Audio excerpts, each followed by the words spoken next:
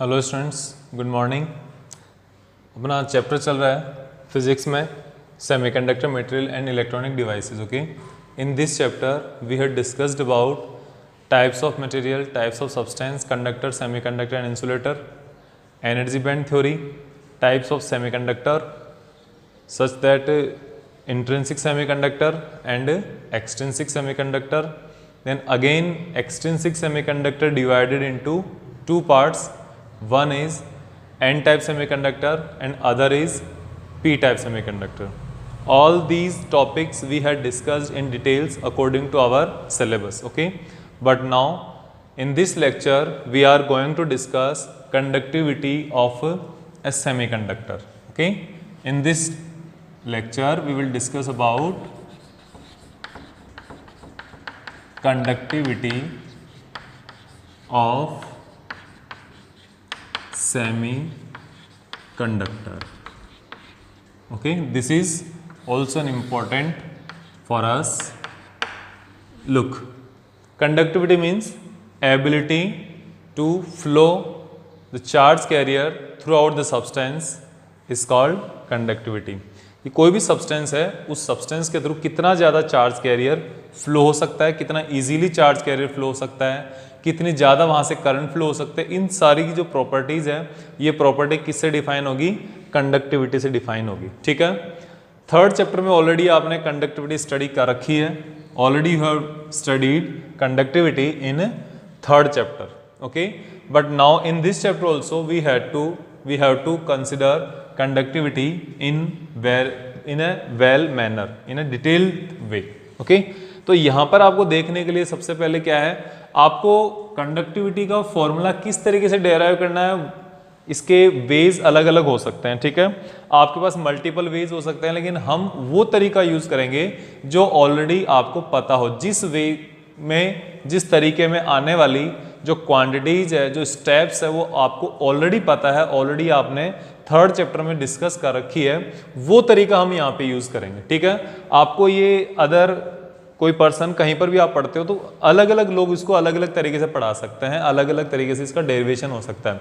हम वो तरीका यूज करने वाले हैं जिस तरीके में आने वाली अलग अलग स्टेप्स आप पहले से जानते हो, या फिर अगर मैं आपको रिमेंबर कराऊंगा, बताऊंगा आपको, तो आपको पहले से वो आइडिया लग जाएगा। ठीक है, तो हम उस सिंपलेस्ट वे से करने की कोशिश करेंगे इसको। ठीक है ना, तो देखो कंडक्टिविटी आपको पता है, जैसे कि थर्ड चैप्टर में आपने डिस्कस किया था कि यहाँ पर हम करंट का फॉर्मूला फाइंड आउट कर सकते हैं। तो जब करंट का फाइंड आउट कर सकते हैं तो हम करंट डेंसिटी का फॉर्मूला भी फाइंड आउट कर सकते हैं। और आपको पता है कंडक्टिविटी एंड करंट डेंसिटी के बीच में रिलेशन होता है sigma J equals to sigma into E.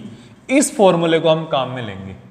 Okay, हम चलते हुए जहाँ स्टार्ट हम करंट से करेंगे, लेकिन इस जे से होते हुए फिर आगे बढ़ेंगे।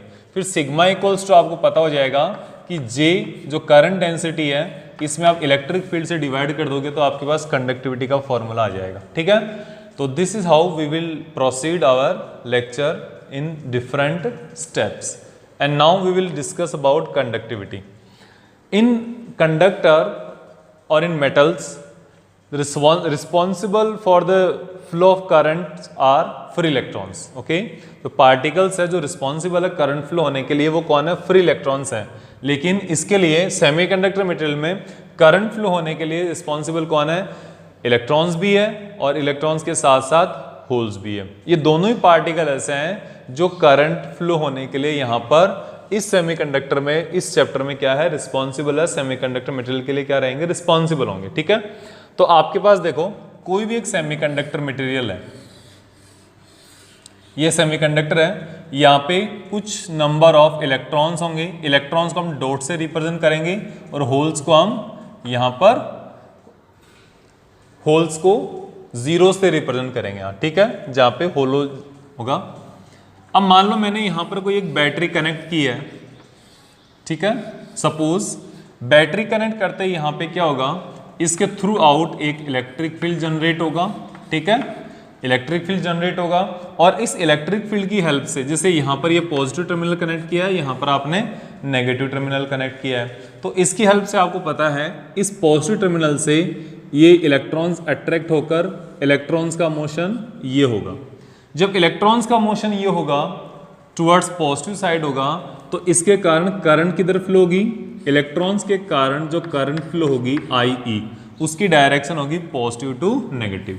ठीक है, फिर हम बात करते हैं होल्स की। Holes are positively charged carrier. Okay, ये N टाइप सेमीकंडक्टर हो सकता है, ये P टाइप सेमीकंडक्टर हो सकता है और ये सिंपली इंट्रिंसिक सेमीकंडक्टर भी हो सकता है। इंट्रिंसिक सेमीकंडक्टर में number of holes and number of electrons are same. तो यहाँ पर ये जो होल्स हैं, होल्स के ऊपर फोर्स किधर लगेगा, होल्स हमेशा इस डायरेक्शन मूव करेंगे अगर आपने बैटरी यहाँ पे कनेक्ट की हुई है तो यहाँ पर होल्स के कारण करंट किधर फ्लो होगी, IH, ये इधर फ्लो होगी।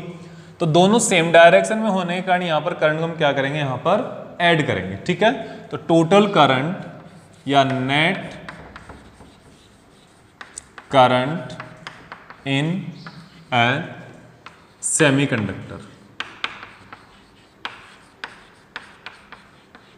सेमीकंडक्टर में टोटल करंट क्या होगी, I is equals to IE plus IH, current due to electrons plus current due to holes. Okay, लेकिन थर्ड चैप्टर से आपको पता है ऑलरेडी कि करंट इक्वल्स टू क्या होता है,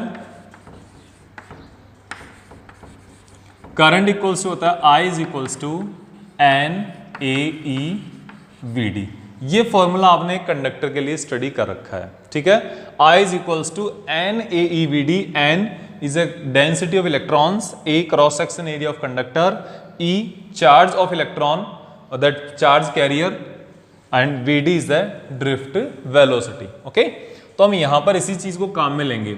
अगर मैं यहाँ पर इलेक्ट्रॉन के लिए कंसिडर करूं तो IE इज इक्वल्स टू क्या आ जाएगा, IE is equals to NE, concentration of holes, cross section area of this substance, material का क्रॉस सेक्शन एरिया कोई भी हो सकता है लेकिन इक्वल रहेगा, चार्ज ऑफ इलेक्ट्रॉन E आ जाएगा यहाँ पे, और ये क्या हो जाएगा, VD, drift velocity of VDE, drift velocity of electron. Okay, और अगर मैं यहाँ पर IH होल के कारण करंट की वैल्यू फाइंड आउट कर लेता हूं, अगर इसमें लिखने की कोशिश करता हूं तो ये क्या हो जाएगा, NH concentration of holes, cross section area, charge of whole.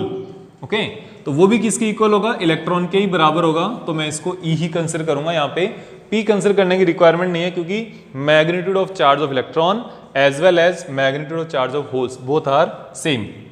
इसके बाद आ जाएगी VDH, ये drift velocity of whole.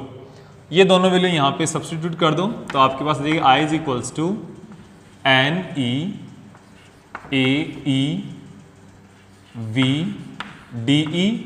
Plus NHAEVDH। ये जो DH है ये क्या है, सब्सक्रिप्शन में है, सबस्क्रिप्ट में है, ये E सबस्क्रिप्ट में है, ये H सबस्क्रिप्ट में है यहाँ पे। ठीक है, ये आपके सामने हो गया। फिर यहाँ से आप A कॉमन ले लो दोनों जगह से, तो आपने A कॉमन ले लिया तो अंदर क्या बचेगा, NE into E VDE plus NHEVDH। A common आ गया, ये I, A को इसके नीचे ले आओ तो current I upon A is equals to NE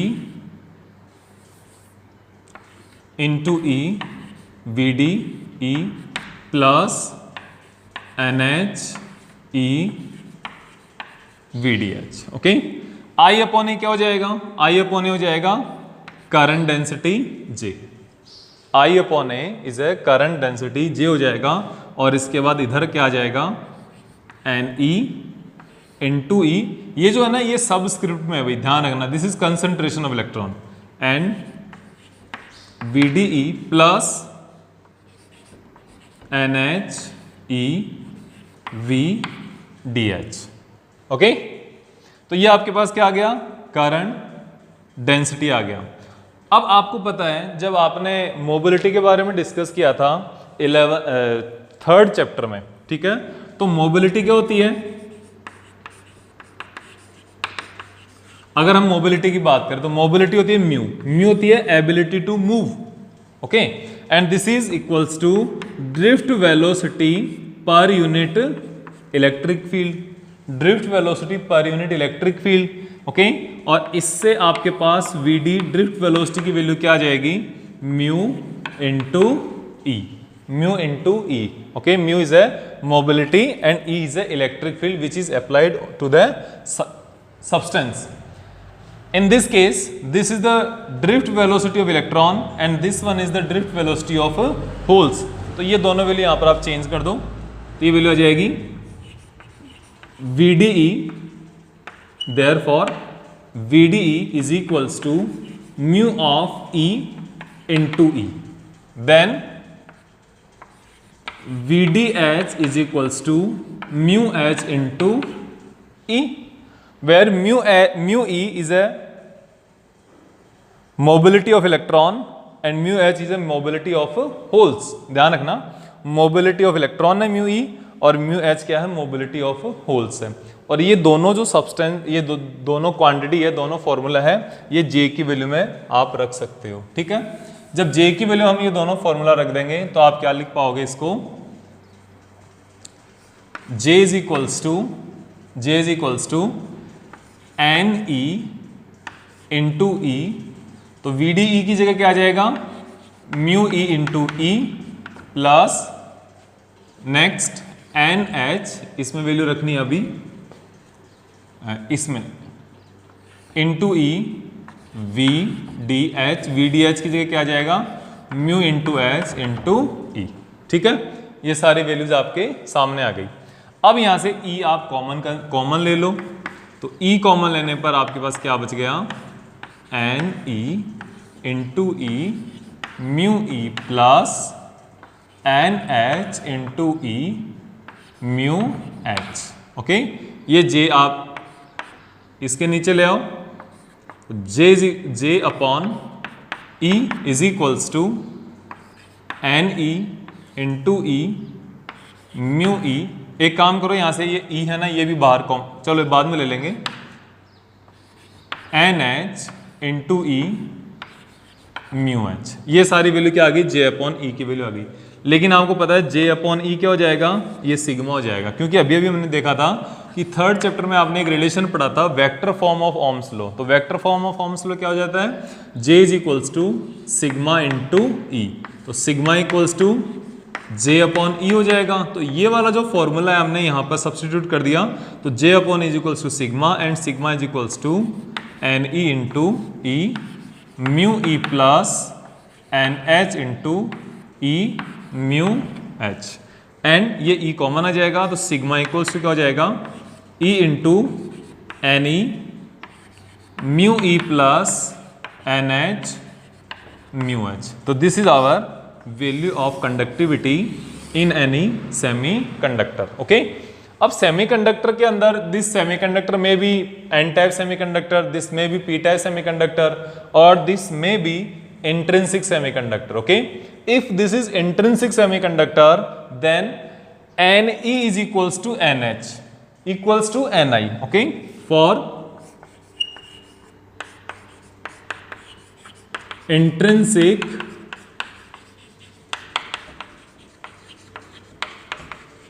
semiconductor, for intrinsic semiconductor NE is equals to NH is equals to NI, ठीक है। तो NE और NH की वैल्यू NI रख देंगे यहाँ पे, तो इससे क्या हो जाएगा, सिग्मा इक्वल्स टू क्या हो जाएगा, E NI and NI common आ जाएगा, NI is into mu E plus mu H। तो आप यहाँ पर देख सकते हो कि सेमीकंडक्टर मटेरियल की जो कंडक्टिविटी है वो किस पर डिपेंड कर रही है, mobility of electrons and mobility of holes पर डिपेंड कर रही है, और कैरियर कंसंट्रेशन पर भी डिपेंड कर रही है, NI पर, ठीक है। जितने ज़्यादा नंबर ऑफ कैरियर्स होंगे, कंसंट्रेशन ऑफ कैरियर्स होंगी, उतनी ज़्यादा से इसकी जो आपके पास क्या है, कंडक्टिविटी, इसकी वैल्यू होगी।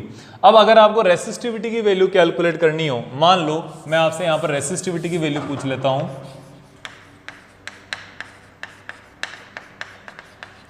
रेसिस्टिविटी रो, तो आपको पता है rho is equals to 1 upon sigma.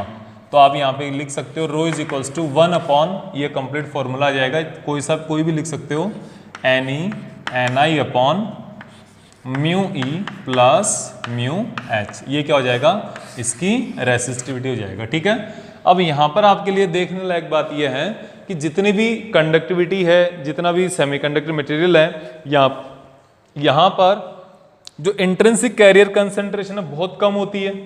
ठीक है, और वहाँ पर ये कंडक्टिविटी भी काफ़ी कम होगी। लेकिन जैसे आप इसमें डोपिंग करोगे तो डोपिंग करने से यहाँ पर इनकी जो कैरियर कंसंट्रेशन है, वो कोई भी एक कैरियर कंसंट्रेशन बहुत ज़्यादा हो जाएगी, तो इसकी वजह से इसकी कंडक्टिविटी भी बहुत ज़्यादा इंक्रीज होगी, वो ज़्यादा हाई वैल्यूज आपको कंडक्टिविटी की मिलेगी। ठीक है, अगर हम इसको एन टाइप सेमीकंडक्टर के लिए कंसिडर कर लें, ठीक है, एन टाइप सेमीकंडक्टर के लिए, तो आपको पता है फॉर, इसको मैं इसको लेके आ रहा हूं यहां पे। ठीक है,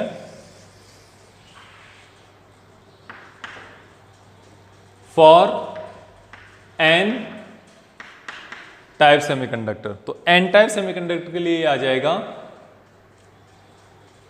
NE is very very greater than NH, NH की वैल्यू से बहुत ज्यादा इसकी वैल्यू होगी, तो ये क्या हो जाएगी, sigma is equals to E NE into mu E, ये हो जाएगा। और अगर हम इसको P टाइप सेमीकंडक्टर की बात करेंगे तो NH are majority charge carrier, holes majority charge carrier होता है, तो इसकी वैल्यू बहुत ज़्यादा बड़ी हो जाएगी, तो ये हो जाएगा NE, ओके, और ये वैल्यू हो जाएगी sigma equals to E NH mu H, ये तो वैल्यू क्या हो जाएगी, इसके साथ सिग्मा की वैल्यू हो जाएगी। ठीक है ना, तो ये आपके पास कंडक्टिविटी का कंप्लीट डिस्कशन हो गया कि जो कोई भी सेमीकंडक्टर मटेरियल है उसकी कंडक्टिविटी बहुत ज़्यादा इंपॉर्टेंट होती है। और मैं आपको बता दूं यहाँ पे सिलिकॉन की कंडक्टिविटी काफ़ी कम होती है, उसकी रेसिस्टिविटी ज़्यादा होती है, इसलिए सिलिकॉन के एप्लीकेशंस भी लिमिटेड है।